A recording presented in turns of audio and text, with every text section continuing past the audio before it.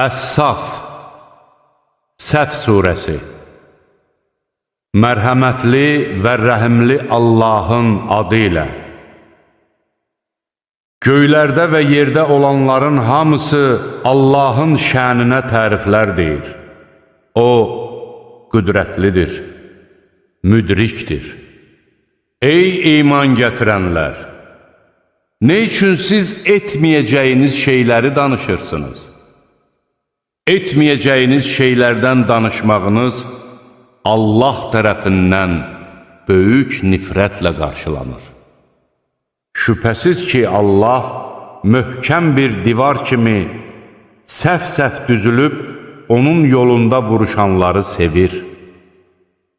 Bir zaman Musa öz qövmünə demişdi: Ey qövmüm, ne üçün mənə əziyyət verirsiniz? Axı siz bilirsiniz ki, mən Allahın sizə göndərdiyi elçisiyəm. Onlar doğru yoldan sapdıqda, Allah da onların qəlbini saptırdı. Allah fasiqləri doğru yola yönəltməz. Bir zaman Məryəm oğlu İsa demişdi: Ey İsrail oğulları! Həqiqətən mən Allahın sizə göndərdiyi, məndən əvvəl nazil edilmiş Tövratı təsdiqləyən və məndən sonra gələcək Əhməd adlı Peyğəmbərlə sizi müjdələyən bir elçisiyəm. Allahın elçisi onlara açıq-aydın dəlillər gətirdikdə onlar, bu aşkar bir sehirdir, dedilər. İslam'a dəvət edildiyi halda, Allaha qarşı yalan uydurandan daha zalim kim ola bilər? Allah zalim adamları doğru yola yönəltməz. Onlar Allahın nurunu öz ağızlarından çıxanlarla söndürmək istəyirlər. Halbuki kafirlərin xoşuna gəlməsə də, Allah öz nurunu tamamlayacaqdır.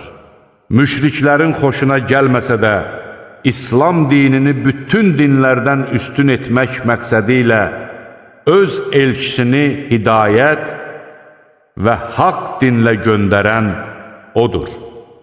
Ey iman gətirənlər!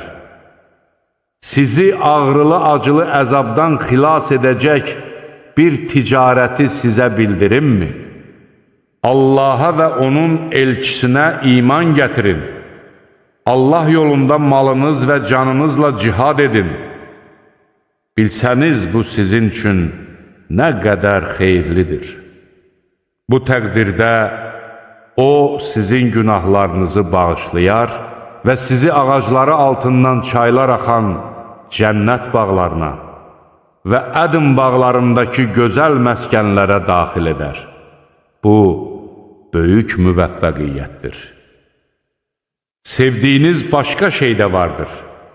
Allah tərəfindən kömək və yaxın qələbə. Möminləri bununla müjdələ. Ey iman gətirənlər! Allahın köməkçiləri olun.